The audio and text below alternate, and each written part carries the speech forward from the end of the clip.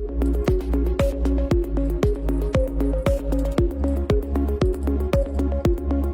morning, my fellow youth and every viewer beyond. My name is Ruth Banda. As you all know me, I'm the host for the Leadership Diaries. Today, as my guest, we have Friday Wisdom Chamfya, who is a Zambian youth leader, entrepreneur, development practitioner, and climate change and climate action advocate. He is the founder and executive president of Aim Higher Youth Cooperative, focusing on youth empowerment, entrepreneurship, leadership, skills development, climate action, and sustainable development. He has participated in various national, regional, and international leadership and development programs, including YALI Regional Leadership Center, Southern Africa, and he holds a diploma in commercial teacher education for the University of Zambia, with additional training in entrepreneurship, project management, climate leadership, and counseling and broadcasting. Friday is passionate about empowering young people to become responsible leaders, entrepreneurs, innovators, and active contributors to Zambia's development. His areas of focus are leadership, youth empowerment, entrepreneurship, climate action, project management, and national building. Good morning, Friday. Morning, thanks. How are you? I'm fine, thank you. Thank you. Just greet the audience before we formally get into the conversation. To our viewers, thank you so much for joining us, and stay good as we go into the details of the conversation. Sure. So, what do you think is the biggest misconception young people have about leadership? Yeah, for me, the main misconception that is there for that young people have about leadership is that young people think leadership is about power, or it's about popularity, or it's about gains maybe at a short period of time, or it's about titles. Yeah, but for me, one thing that I've come to understand is that leadership is about it's about responsibility. Leadership is about service, and also leadership is about impact. What impact are you making in your leadership journey as you are serving the people that you are serving at the level that you are serving them at? For me, I think one thing that I've noted, especially maybe in Zambia, is where young people have a mindset of saying leadership is about position. Oh, yes. Yeah. So what would you say to someone who feels they can lead but don't really know what they would lead or what they want to lead? How would you help that person? They say, I'm a leader, but they don't know what they are leading. They're just here, they go there. They're more like everywhere. When you talk of this topic, they are there. You talk of that one, they are there. Is that how a leader should be? No. One thing that I can tell a leader, or for you, that could be a cause of you identifying which specific end would you want to be comfortable to lead in. Okay? That could be a learning process for you, because leadership is not given in the first place. So you need to identify, what am I contributing to, or what change do I want to create? Okay? That will define the type of a leader that you are. Okay? I believe if that person wants to go into different places, those places should be places where they are able to learn. Okay? As they learn through the process, those places are there now where they need now to understand, what do they stand for? Okay? What change do they want to see in the community? And what impact are they making? Yes, and now from that end, now we can define you as a leader. Because as I said, leadership is not given, so you need to identify which areas are you able to contribute to.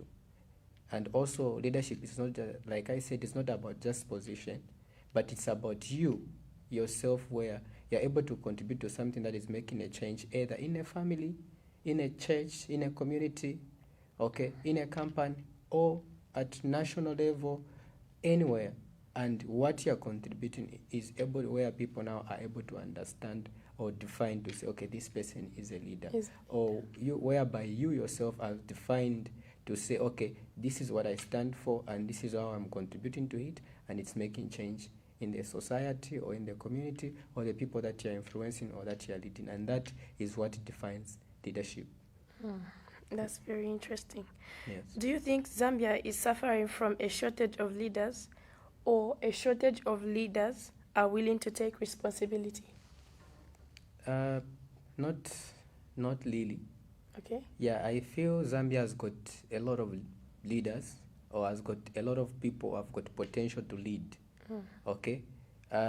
What we are lacking, I would say, is the lack of people stepping up to say, okay, I need to take up leadership, and these people are going to be accounted for.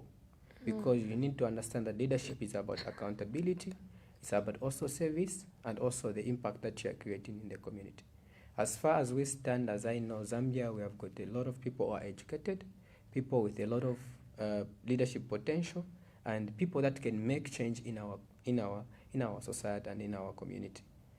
Okay, and those are the people that are there, and they know the challenges that we are facing, and they have the solution to what they want to see we can do. But the fact is, the challenge that we are facing is the people to step up and also to take accountability and also to deliver the service that is really needed to the people.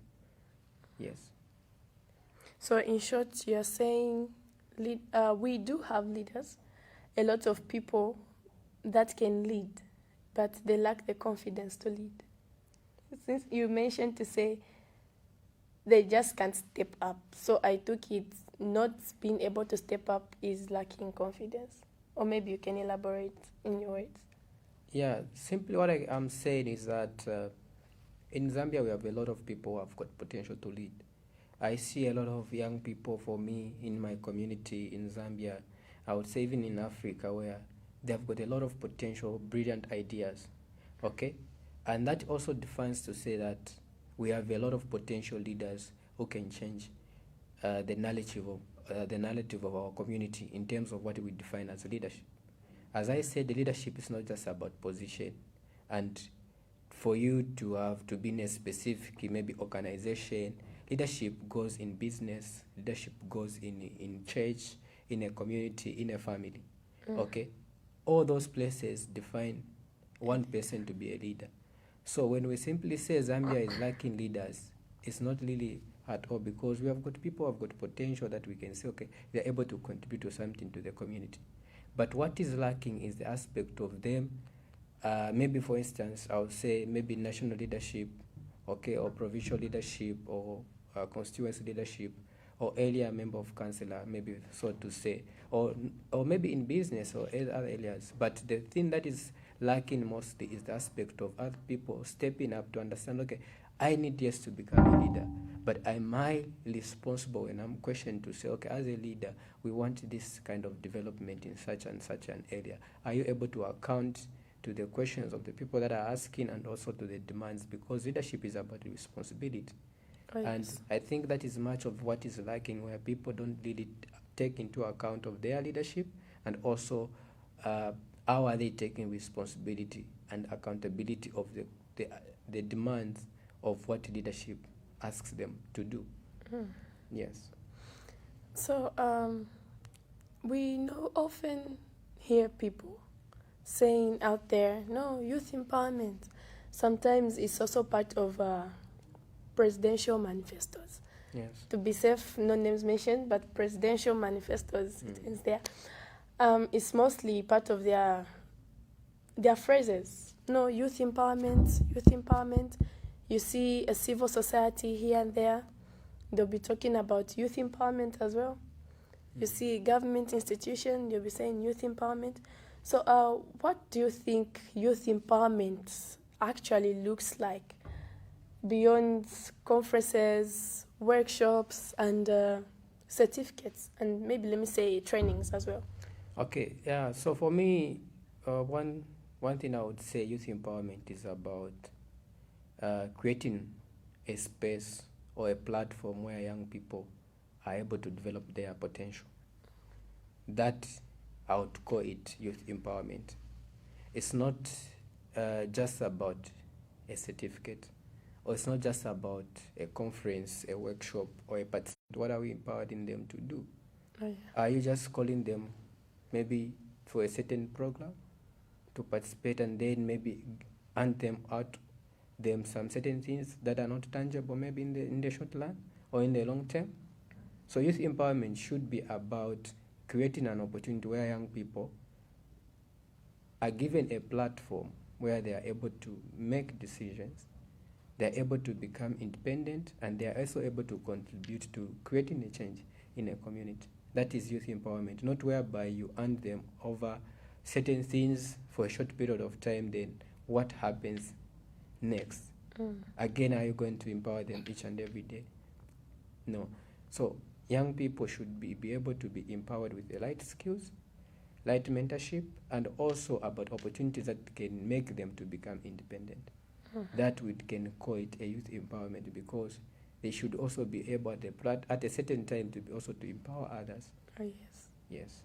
So how would you measure, let's say you run a workshop or a training Yes. where you are teaching the youths on what they can be empowered on or about. Then they go with the training. Maybe let's say they also get their certificates. Yes. So how would you know to say I have empowered that youth?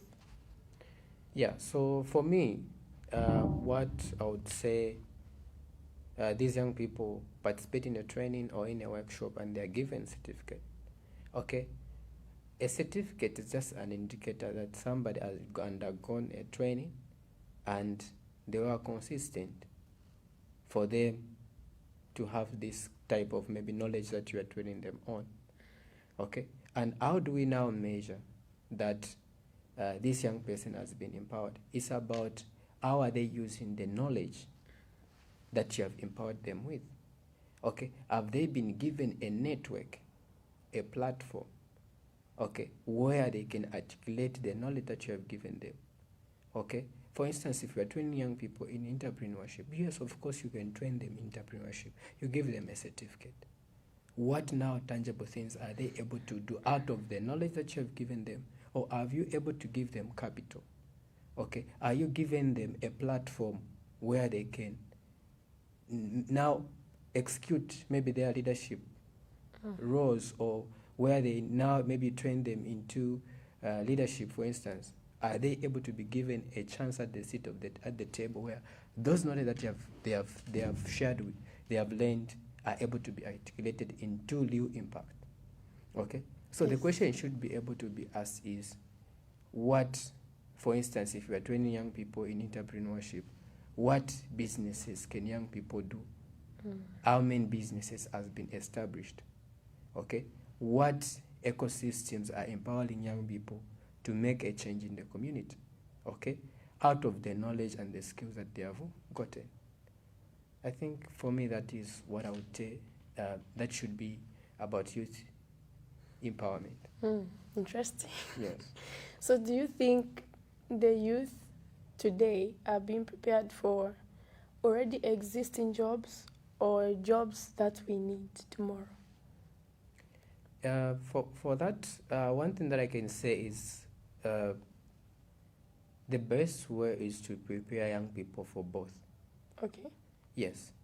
Because if we can say we are preparing young people for the jobs of today only, that could also pose a challenge, because yes, we are young people today, and the jobs that are there today, you should understand to say that the things are changing.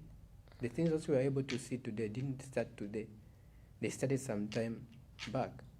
And now the world is changing. There's an aspect of technology, then an aspect of AI, artificial intelligence, okay? And also business models are changing. So if you are preparing young people for just for the jobs of today, that also or create a shortage of skills gap in the future because they all know what is there today. But the thing that we should do is prepare young people for jobs for today and also the future. Okay, are you able to adapt into the future? Because long time ago, you understand, you and me, that in some supermarkets, if you go in some other countries, you find that you won't find anybody at the till. Okay? Yes. Everything is just being automated. You go there, you swipe, you do everything by yourself. And probably you're not going to go with the all cash. Okay? And in some instances, you find that if there were no technology, there couldn't be this transaction happening. But the thing is, because the world is evolving, we need to prepare young people for the jobs of today, understanding the real challenges that are facing on the community, and how are they contributing to contribute to work in an industry, okay, like for today, and also prepare for tomorrow. Right now, there's if industry said there's a skills gap of what young people were trained for and what they're able to adapt. Yeah, why is that happening? Okay, did they mean that there was an oversight when there were those skills training in the past? The thing is, we are not prepared for the jobs of today in the past. But the thing is, we should prepare for the jobs of what is currently happening and also understanding the evolvement of where we are going. That's what I can say. Do you think that has happened? I think it's happening because I think we have come to the realization in Zambia to say there's a change in curriculum. Okay, yes. Okay, there's an adoption of AI, technology, and young people are now innovating. They're coming up with business hubs. They are coming up with different technological ventures in how they can also contribute to the challenges that we are facing today, and also adapting to what can happen in the future. Yes. Since it's happening, youth empowerment is happening, youths are being given a platform, what do you think is holding them back? Do you think it's lack of opportunities? It's lack of skills? Maybe it's just their mindsets. What do you think is really holding back the young people, since the youth empowerment and what they have to be doing is literally happening? Yeah, I think there are a number of barriers. Okay. Yeah, and probably I would say we shouldn't just blame young people to say maybe it's their mindset. Okay. But the thing is, do we have really the mechanisms that are helping young people to change their mindset? Okay, do we have leaders in front who are caring about young people? Of course, we can say skills development has been, there's skills training program that is happening. But what platforms has been put to ensure that maybe young people, what they have learned today, are they positions to contribute to the society according to the knowledge that they have gained? For instance, we are talking about youth empowerment. Yes, they have been empowered, but are we creating an enabling environment? Maybe, for instance, if we tell young people train them in entrepreneurship, is the environment allowing young people to do business? Is there an opportunity for young people to compete favorably? Okay, you find that are they able to do the standards in terms of maybe they want to compete with other young people from different countries? Okay, there's now where we have opened up like what we are calling the AFCFTA, okay, African Free Continental Trade Area, where young people or countries are able to trade with one another. And that's the involvement that we are talking about. So we can be prepared to work there in Zambia, but what we should understand that the world is evolving. We are now interconnected with other countries, and there is competition from everywhere. Yes. So if we are just trained for what is currently happening here in Zambia, but meaning we are lacking in some case. So what we need to understand is, yes, we prepare young people for now, and this avenues has been created maybe for a case of entrepreneurship, but is the environment favorable for young people to able to articulate the knowledge that they have gained, and also are we creating an ecosystem where if young people are able to be trained in skills, are we creating maybe a space at the table where they can contribute in terms of leadership? Okay, are we also creating a favorable business environment where they can come up, do value addition, and also contribute and also compete favorably on the market? Those are the real questions that we should ask. So do you think there has been a favorable platform for the youth to articulate their skills, as you put it? I would say it's a 50-50. It's a 50-50. Yes, because I remember like what you asked me the question. The thing should be, are also young people taking up the opportunities that are being presented to them? Okay, you find that as young people, we should be able to be, number one, be more disciplined, also be more consistent, and also when we see an opportunity, are we able to take it up? Okay, and also we should avoid the entitlement syndrome. Okay, Yes. I spoke about maybe leaders mentoring young people. Yes, maybe those avenues can be created, but are we there to show up to ensure that we adapt and we are able to learn something from our leaders? Okay, so that is also, I said it's a 50-50 because it's a two-way thing. Okay, where we need to understand, okay, this platform, yes, there is something that our leaders can do or the community can offer us, but are we young people able to take what is there, and also how can we contribute to what has been provided for us to contribute to what we want to see? Okay, yes. So in short, you mean mentorship is important? Mentorship is definitely important. So people should have a mentor? Definitely. If you are a young person, you need to have a mentor. Okay? You need to have a mentor. And you can't learn what you haven't been exposed to. You can't speak of things that you don't know. And the thing is, for you to say something, where are you getting it from in the first place? That's why you need to understand that there are people who have gone before us. Okay? There are people who have gone before us. Even disciples are the Jesus. Oh, okay? Yes, as their mentor. As their mentor. Okay? Yes. So they were able to do things that they were doing because there was someone who taught them something. Okay? So that's why it is very important. Okay? I would give an example. Though I'm a psychosocial counselor by profession as well, and I know I'm also a teacher. One thing that I learn is pupils are only able to learn if there's a teacher. Okay? Teachers are also able to teach when there's a lecture. Okay? Teachers are able to teach when there's a lecturer, not when there's a pupil. No, I mean pupils learn from teachers. Oh, teachers learn from lecturers. Oh, lecturers learn from professors. Just like that.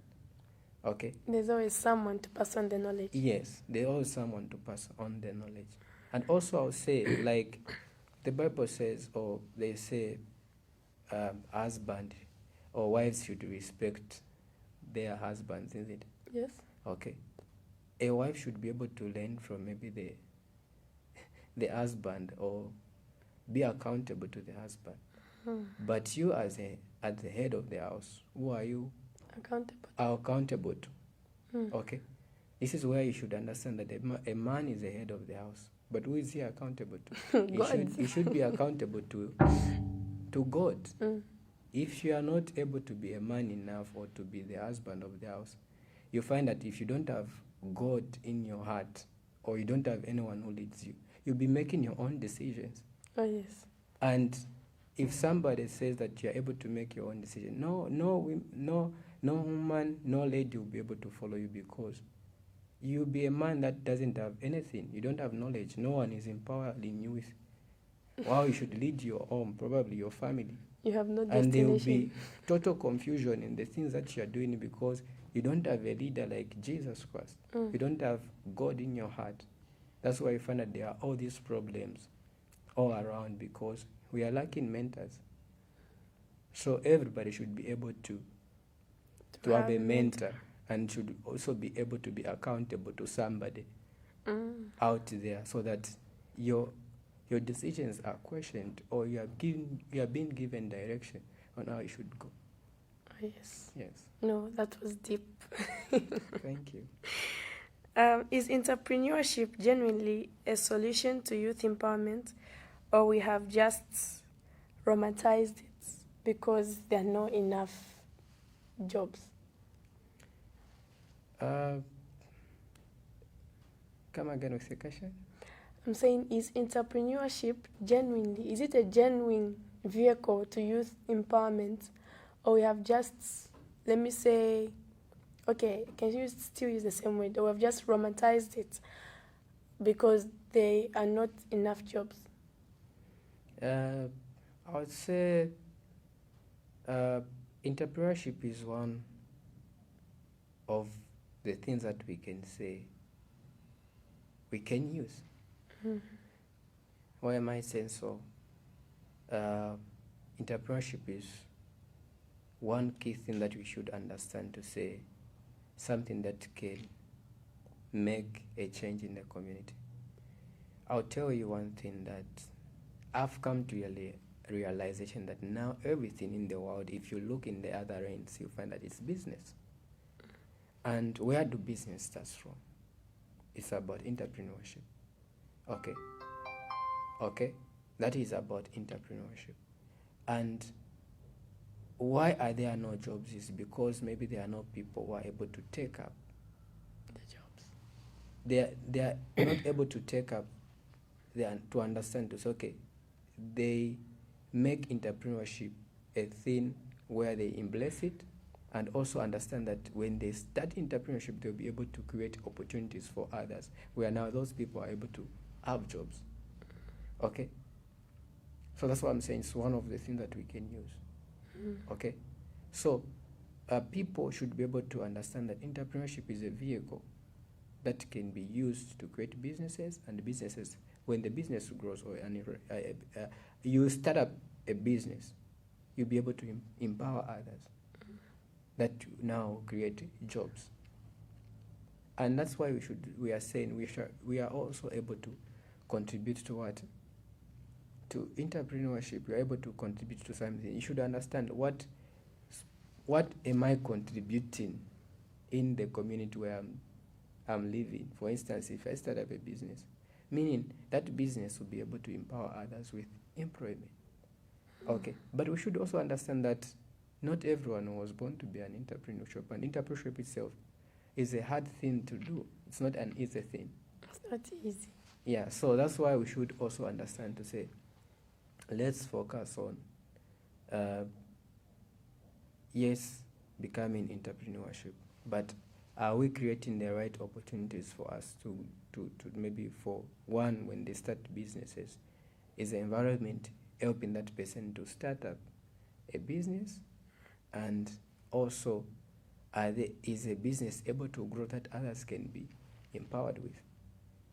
Okay? Yes. So it's one of the solutions. Entrepreneurship is one of the solutions that we can use right now according to where we are right now, so that we are able to create a lot of avenues for people to have now employment. We can have value addition in different aspects. There's a lot of opportunities out there. Apart from entrepreneurship, do you think there's any other vehicle? Apart from entrepreneurship? Yeah, of course, like I said, if you look at it into every lane, in the other lanes, everything is about entrepreneurship, or I would say it's about business, because entrepreneurship is where it's a formality of a business. So you find that if me, I'm solving a problem, what is that able to make out of it? Okay? Number one, talking about entrepreneurship, is a person who starts up a business to make what? A profit, isn't it? Yes. So if the business grows, there will be people who will be employed, isn't it? Yes. So those people, if they can't start up a business themselves, meaning me, the person who have started a business, they are able to benefit from the business. Wireless is also making what? Profit. It's also making profit. Yes. Interesting. Can climate action become an economic opportunity for Zambia rather than simply an environmental responsibility? Yes. I would say yes. Because climate change comes, I would say, it has imposed a lot of challenges in our communities. Okay, it has also imposed a lot of opportunities, I would say, because where there's a challenge, if you're able to understand, to identify a challenge, you'll be able to understand, find a solution to it. And that solution is what creates opportunity. Okay, so you should be asking to say, okay, while there are these challenges, what are we able to do to mitigate these challenges that are there? And this is where we now find solutions. If we are finding that solutions now, we are creating an opportunities for you maybe to start up a business. Okay, in the area of technology, for instance. Okay, how are you using that as a mechanism to solve the challenges that are affecting our community? Not just as an environmental challenge. Also, you find that if it's an environmental challenge, there's opportunity maybe to do with waste management. Okay, we talk about smart climate smart agriculture. Okay, talk about different innovations that people are able to adapt to, so that we harmonize the environment and make things much better for us to co-create with an environment where we are staying by the effects and the causes that have been caused by climate change, and we are able to live in harmony. And that is the way the ecosystem has been made, where when there's a problem, we are able to solve a problem to help others, and we are able to make things work better for all of us. How can a young project manager move beyond paperwork and become a strategic problem solver?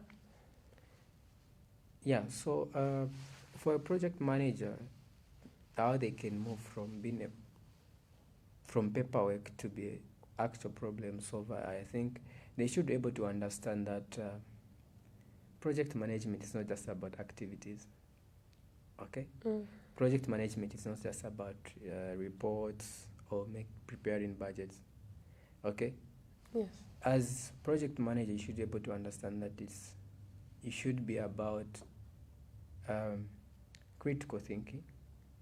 You should be able to be analytical, and also you're able to see problems maybe even before they happen, because you're solving, like, you're not just there to understand, okay, what activity are we going to do, how much would this cost, okay, now since we have done this, maybe let me do a report.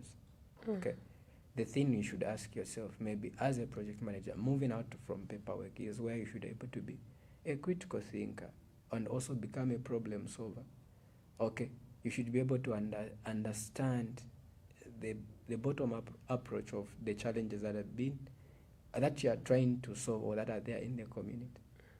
Okay, for you to articulate the work that you are doing, so that there's substance or real impact in the program or the project that you are doing. It's tangible enough. Yeah. So, speaking of entrepreneurship, Yes. the climate change as a youth empowerment platform rather than just an environmental responsibility, what do you think the young people of today, the emerging leaders, and everybody else passionate about the business world and everything else, what do you think their biggest mindset shift should be? I think the biggest mindset shift should be, what change do you want to see? And what are you doing today that will make a change where you are? personally, okay, and also the environment that you are surrounded with. That should be the mindset shift that we should adopt. Because if we have that mentality, we'll be able now, if me I understand what role I'm playing in the community or at individual level, I'll be able to understand that what I want to see will make a change. Okay? Yes. Okay, should be about what am I doing that will also maybe empower somebody and also create impact. If we have that mindset, I think we'll be better people that will be accountable to our actions and also will be deliberate about seeing the value and to see our contribution, what change has it made in the society or in the community. In the community. Yes. So people should actually have a vision, in short. They should create something they want to see and they work towards it. Of course. Yeah, like you have mentioned, people should have a vision, of course. As an individual, we are not just here to exist, like just because we are created, then we should just be there, you know. We should have a vision of what do we want to do. Me at individual level, I should have a vision. Okay, at community level, at church level, at family level, what legacy do you want to leave behind maybe when you are gone? Okay, that should be a vision. And how do we want to leave our community better than we found them? Oh, yes. Okay, that should be why we should have such kind of a vision. And you should understand that all of us, we are born with a purpose. All of us has been born with something that we can contribute to, both to the society, to our families, and to our community. That what God has put in us is what will make us and define who we are, what change we can make in our community, and be better people, and also that will make our community more better than we found it. So how would you tell that what you're doing is purpose? And how would you tell that what you're doing is not purpose? How would you differentiate the two? How would I tell that what I'm doing is purpose is what value is it able to put out? Okay. For instance, I said at individual level you should have a vision. What is that vision able to translate into? Okay. Yes. What change is it making? Okay. How are you making maybe people that you are surrounded with feel better than they are? Okay. Because I said for you to know what you're doing is we coexist it. You're here, I'm here, because what you're doing has made me to come over here, isn't it? Yes. But the value of also what I'm producing is also able to help others there. Okay. So that's why we should understand to say what you're doing, how you're going to know is what value is it put in there. Maybe I would say, they usually say, what value do you bring on the table? Okay. That is the question that you should be able to see. You should be able to see yourself to say, okay, I'm better than I was yesterday. Oh, yes. And if you're able to trace yourself, maybe even personal improvement, you can tell to say, okay, there's change in what I've done. Okay. Even if you're serving the community, people will be able to say, okay, this person, we gave them this possibility to do this in this particular area. Okay, what have they done? If they're able to say, okay, this is what you have done, meaning there's change that you're making, and there's value that can be easily seen, and the impact there will be visible. No one will deny what you're doing.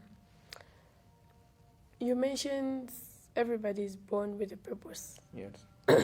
How would you help someone find their purpose? How would I help somebody to find their purpose? Yes. One thing I would say that I also mentioned is the aspect of mentorship. Okay? You should understand to say where you are, there are people that surround you that can help you to make the informed decision, and also where you yourself, do you want to see yourself in the next maybe 10 years from now or 30 years from now? Okay? Or maybe right now, I would say, or I'd pose a question maybe to our viewers out there. This should be maybe a personal question to say, where she has asked to say, how can I help somebody to understand what? The purpose. The purpose. Okay?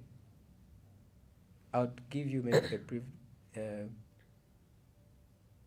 a brief maybe, you do a self-introspection. Maybe I'll just tell you, okay, close your eyes maybe for 30 seconds. Imagine yourself where you are now and where you want to see yourself in the next 10 years. Mm. Can you do that? I close my eyes. Yes. Can you do that? Yes. Yeah, try it. Okay, in the next 10 seconds.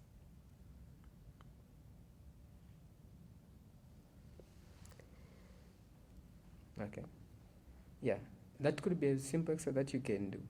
And just definite that there will be something in you that will come in your mind. Is okay, you understand where you are and where you want to be. Yes. That will also help you now to become better and to take an action for you to find a purpose of what you want to become. So when you see the vision of the person you want to, like, when you do that self-introspection test, I would call it a test. Yes, yes. So when you see that vision, then you now start working on, let me call it a vehicle. You start working on the vehicle that will drive you to that point. Of course. Oh, okay. Because like you said, how can I help somebody? Okay, so I mentioned one thing like a person on my personal level. I'm here myself. For me, like I said, God has given us a purpose. Yes. Definitely somebody. One thing about you.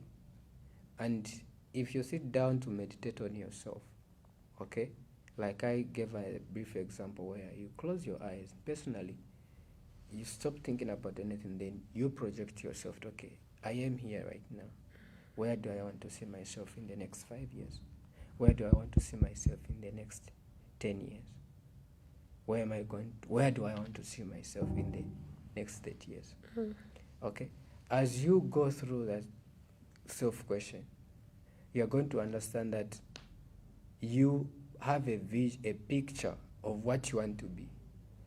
And the process of you becoming what you want to be, it will make you to have a purpose where the alignment of the things that you are going to do, either how you are contributing for you to become better as a person, is what is going to have a substance for you to have a purpose to yourself and also to the people that you are surrounded with. Okay? Yes. That is number one. Number two is where I mentioned now to say, if that could be difficult much to do, have a mentor. Okay? And how do you find a mentor? Like I said, you understand of what you want to be. And around or around the world, there's a person who understands what you want to become. There's a person that can help you or that has gone before you so that you can find your purpose. That is number two. Number three is where now I said you should have, like a mentor, I talked about a mentor could be a person or could be the aspect of you maybe reading the Bible. Okay? If you need to understand that we came from God.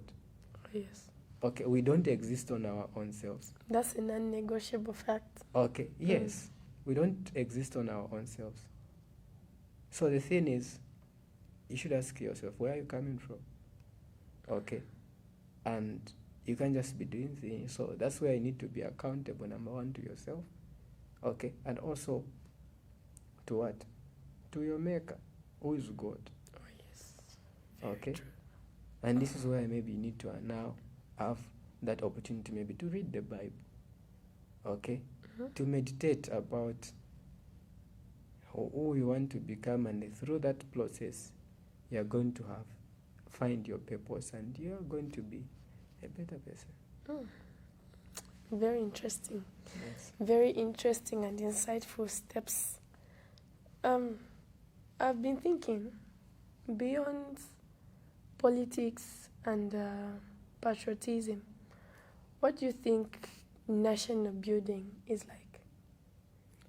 For me, beyond politics and also patriotism, what national building means is the aspect of, like I said, what are you doing today?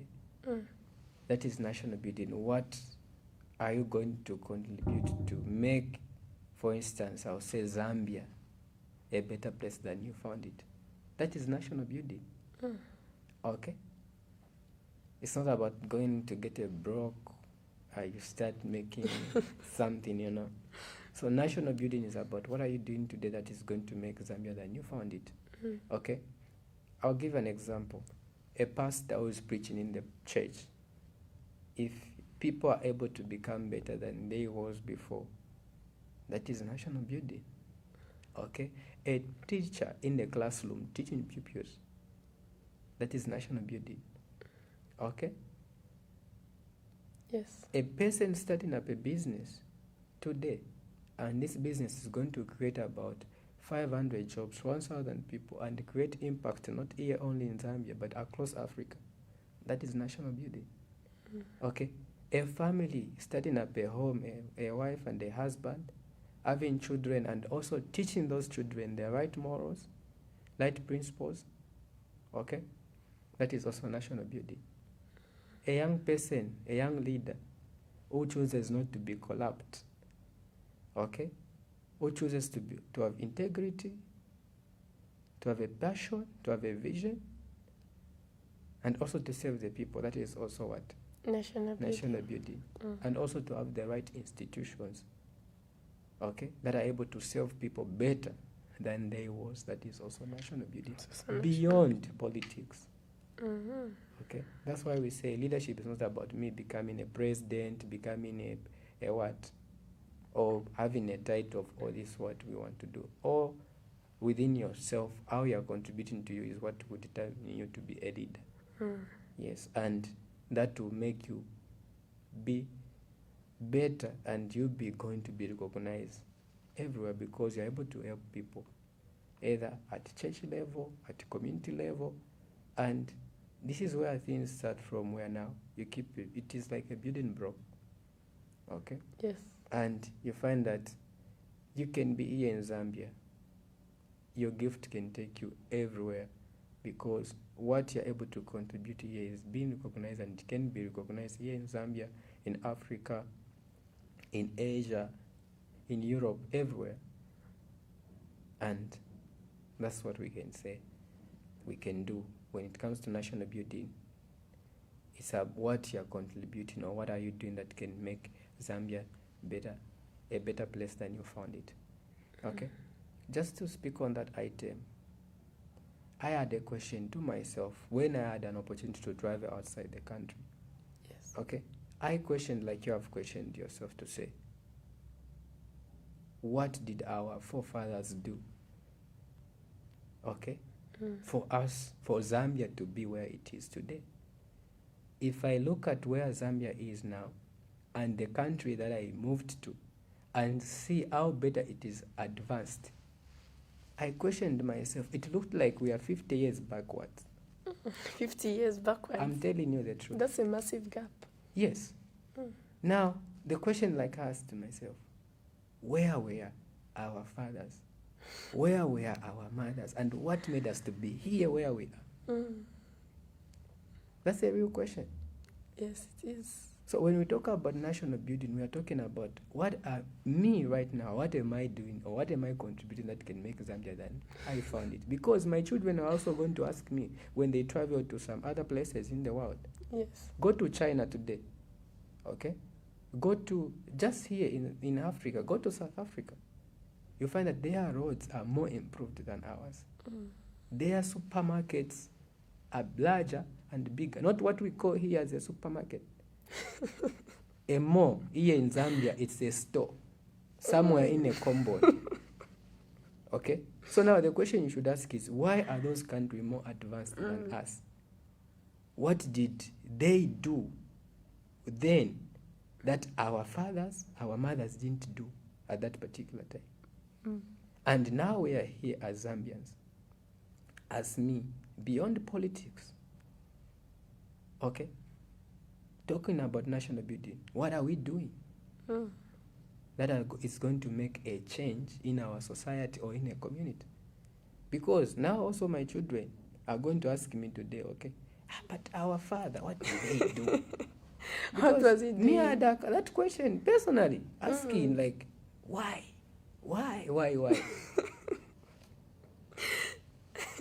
Okay, so it's we have a huge responsibility. We have a very huge mandate, and we should have carried the burdens to make things better. Than we shouldn't just be there laissez-faire and take things as they are. Okay. In the name of you only live once. In the name of you only live once. And the bad part is, if you haven't traveled, or if you haven't seen the other things, you think like, okay, yeah, where we are, it's normal. You have not been exposed. Yes, you think like, it is what it is. But try to see things from the other lens. You'll be challenged. And you question yourself, the decisions that you make today, to see where would this take me? Or do I just want to be here? Or what am I doing to make things better? Because now that will help you to work on yourself, and also what you do as an individual will have an impact on other people, and that change that you will create will now be seen as what we are now, maybe at national level, we can say national building, because it's a collective. What are we doing today, Zambia? Okay, what are you doing, you personally, as an individual, that can make things better than you left today? Okay? Yes. I can give you a practical example, not to speak much. Okay. I personally come in from a very rural setup, okay? A place in Limasaiti district. Limasaiti, which province? That is in Copperbelt province. Limasaiti, okay. Yes, it's a rural place. I had an opportunity previously when I just completed my college. I was working in a certain district. There's college in a rural area? I was in an urban area. Oh, so you came from a rural area and then you had your college in the urban? Yes, I had a college in the urban area. Okay, yes. You understand?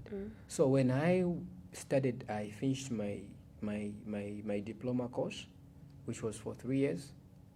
Immediately I completed my college course, I was privileged. Just out of school, I was given an opportunity to work as an advocate and information personnel. Okay? Yes. Where I was able to write articles concerning the environment of the non-governmental organization that I was working with, speaking to the challenges of young people and also women. Okay? So that gave me an understanding of the real challenges that have been affecting the community, understanding how the community operates. Yes. Okay. Out of that work, I was recognized because of my contribution to say, okay, I was able to do well. Within the course of the year, I was now given a mandate of just from being a advocate and information personnel, I became a district focal point person. Now, I was now transferred from that town center where I was in town. Still in Copperbelt? Yes, that was in Rwansha. In Rwansha now, I was now taken back to the same place in a rural place where it is in Masaiti district. From there, I started working as a district focal point person where I was overseeing women-led organization, CBOs, that were affiliated to the big institution, and now we are able to come up with projects, concepts that were helping the society. Okay. From there, I saw a gap. Okay. I saw a gap to say young people were not involved in this work that I was doing, and I was the only young person then who was working with the women particularly, and only young person. What did I do? We established up an organization called MIS Cooperative, where we came together. I told my fellow friends to say, guys, come together, we can do this. Where was this coming from? I had a background of understanding now. I had the knowledge, I was learned a bit. Then I was able now to translate that knowledge that I have to mobilize my fellow friends, tell them to say, okay, we can make this work as young people. And then we came together, establish an organization. Now today as we are speaking, it is thriving. We are able to make something, and that is what we are saying. What are we doing today? I was in an environment which is a rural place where young people are not fully much exposed. There are particularly few that were able to even go to secondary school, but we came together, came up with concepts and programs where we even developed programs and projects that were even making money for these young people in a rural place. Okay? That created employment. Okay? That created young people in such an area to understand now about leadership. We're able to do projects. That is what we are saying. What are we doing? If you find that, okay, a place where you are, there are certain things that are lacking, what are you contributing to make things better than you find them? That is talking about national building. So what are you doing? Okay, from here now, one of my friends right now as I'm talking to you, out of that initiative, he got an opportunity now, he's in Abu Dhabi. Oh. Okay. He's in Abu Dhabi? Yes. He's telling me, oh, my friend, I'm coming from Dubai going to Abu Dhabi. It's a 5-hour drive. There are cars there. They are nice cars. We'll chat and tell me, understand where we are coming from. Out of an initiative like that. He's more now learned. He has been much exposed than even maybe where I am right now. But I understand to say, out of that initiative, we have contributed to something where he is able now to see a bigger picture of things, and how now he can also contribute to help others. Was it that initiative you were working with before you founded MHire, or it's MHire itself? That is MHire itself, where I said. So MHire took him to Abu Dhabi? Through the organization, through the program that we were doing, he was identified out of the program that we were doing with one of the people that came through in our place. And then he had an opportunity because of the skills that he learned through the organization, the leadership, and is now out of the country and is doing his work. Okay? And for us, that is a certification to say, okay, out of a place like that, when you take an initiative, it's able to help others. Not only that, there are quite a number. I myself, through the institution or the organization, have been had the opportunity, like I told you, to go into these other places that I mentioned, like South Africa. Okay, I've traveled to Ghana, I've gone to Malawi, I've gone to different places out of such. And not only myself, but even my colleagues within the organization. And out of what we did has created what we are now calling national building, where because the knowledge and the gap of the skills that we have done and how we have contributed to that is what we are now becoming. And it has created us an opportunity to advance ourselves and also the community that we are working with. Yes. That's very, very interesting. So,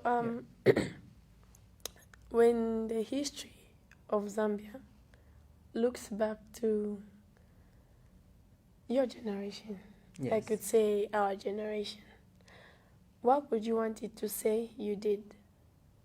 Yeah. Are you able to point out some keynotes that you would want the history of Zambia to say you did? That's a very powerful question.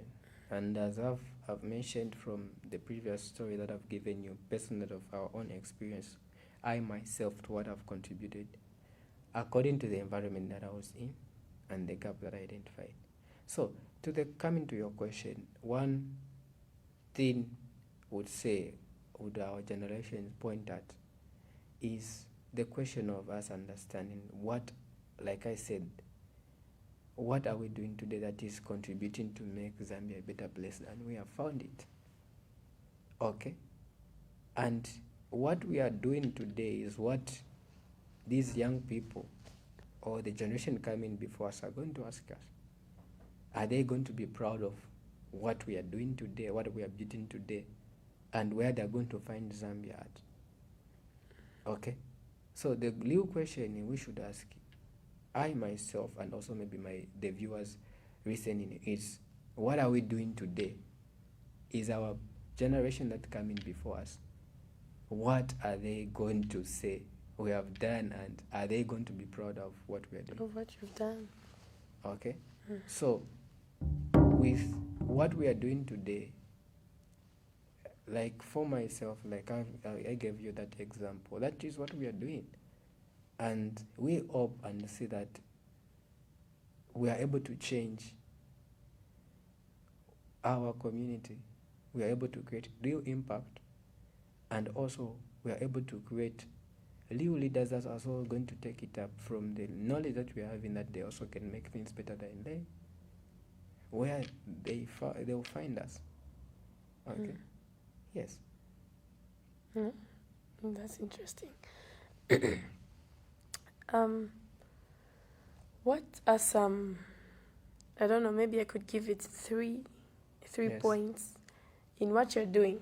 What are some 3 lessons you've learned from the path you've chosen? Yeah. One thing that I've learned from the path that I've chosen is understanding that some the aspect of starting.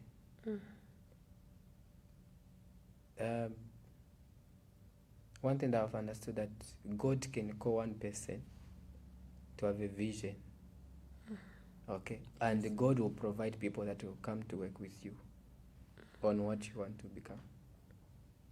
Okay. Also, the other thing that I've learned is the aspect of to be consistent and also to be patient. Okay. I've understood the aspect of working through the process, and that process is what is making us to become each day by day who we want to become. So we shouldn't rush the results of what we want to see.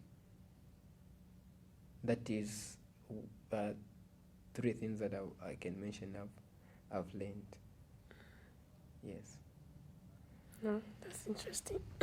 What's that one piece of advice that you would that you wish someone had given you earlier, and now that you're privileged to like give it to the viewers out there? One advice I would love if somebody had given me is the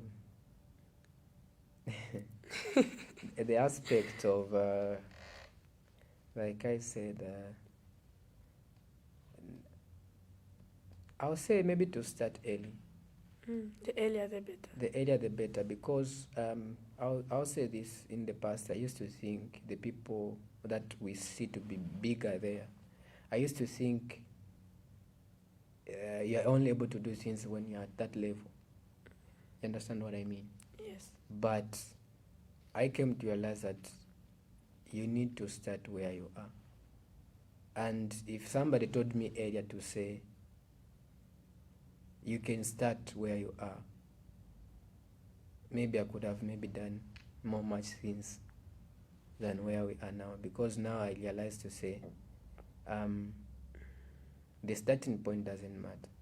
If you just choose to start, or somebody tells you to start.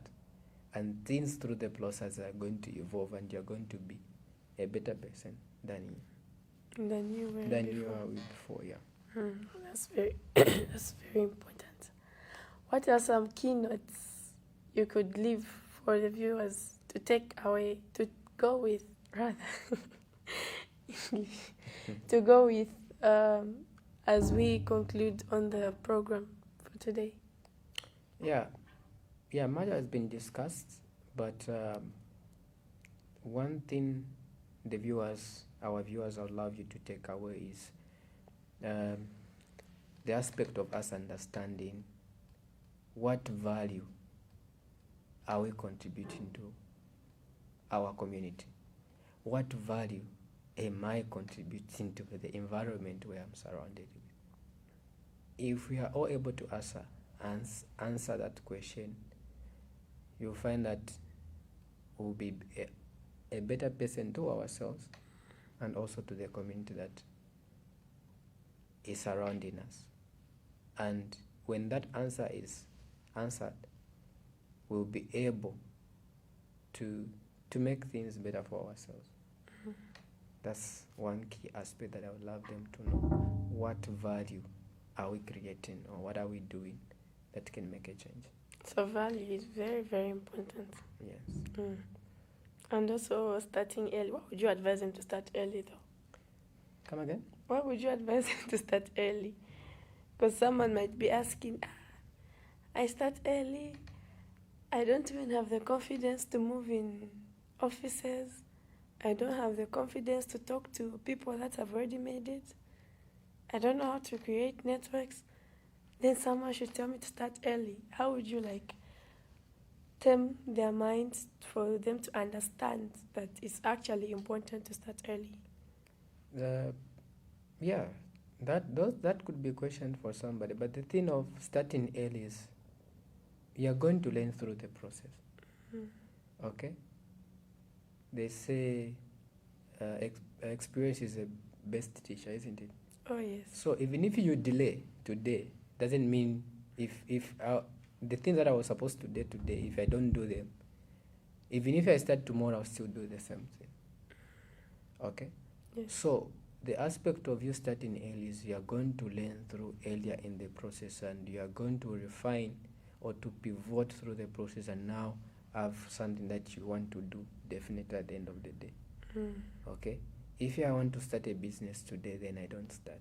Does it make me to say if I start in 2030, I'm not going to do through the process that I want to do? You go through the process. The process is still the same, isn't Still it? the same, So yes. if I start early today, meaning I'm going to have results earlier than if I start late. Oh, yes. Yes. So when you start early, you learn through the experiences. Yes. When you learn through the experiences, you get wiser in that area that you are operating in. Of course. And you get better. Sure. They say practice makes perfect. So as you start, you're practicing. Kindly just conclude for us, just with, a synopsis of what Aim Higher Cooperative, is it youth cooperative or it's just broad cooperative? So it's MIA Youth Cooperative. Oh yes, youth cooperative, yes. Yeah. Can you just conclude for us by telling us how it has helped Zambia build, how it has built nationwide? Thank you so much for such a privilege and a beautiful question. As I said, we are contributing to what we can do. Yes. And we are here also to make a change, and our vision has now broadened. Like I said, not only in Zambia but Africa and probably all nations. You know what I mean? Yeah. So MI's cooperative is a youth-led cooperative which focuses on entrepreneurship, leadership development, skills training. Entrepreneurship I've mentioned, isn't it? Yes.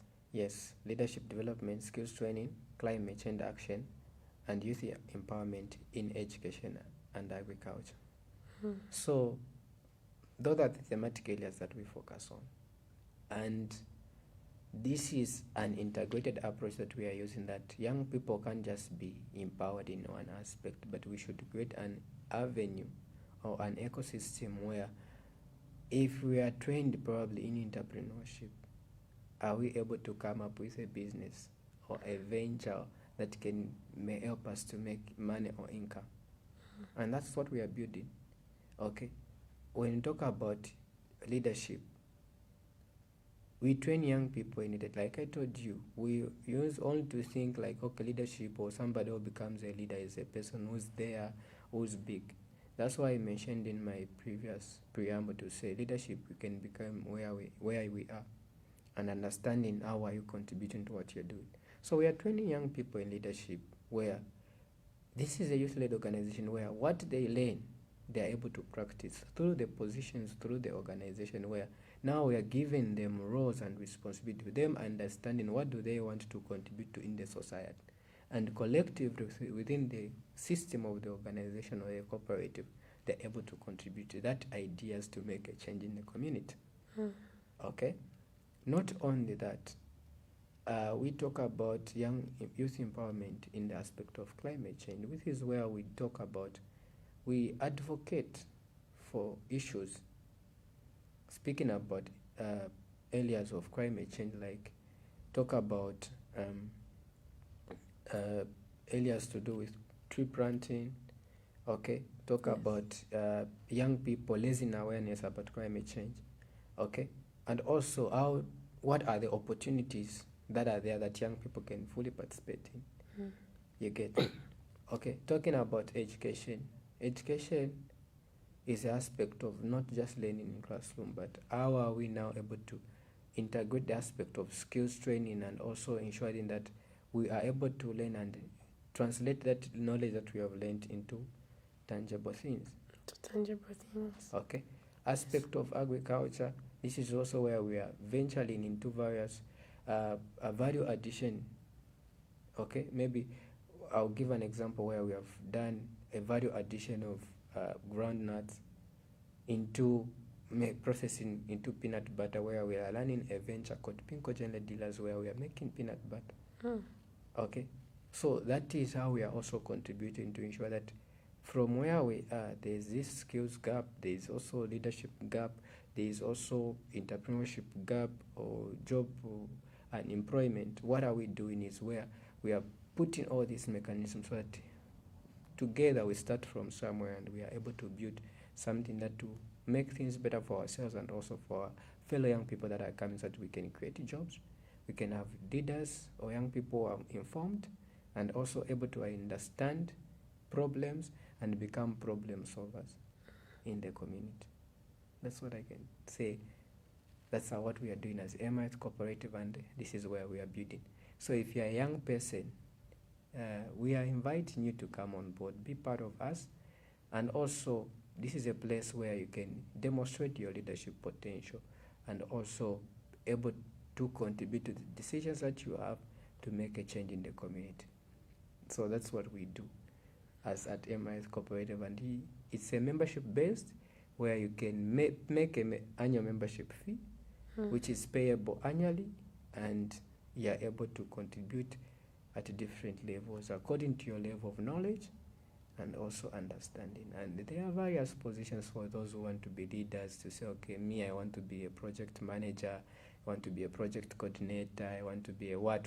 We can put those titles so that maybe we feel comfortable to be called by titles, so that we see how you're demonstrating your leadership to make a change in the community.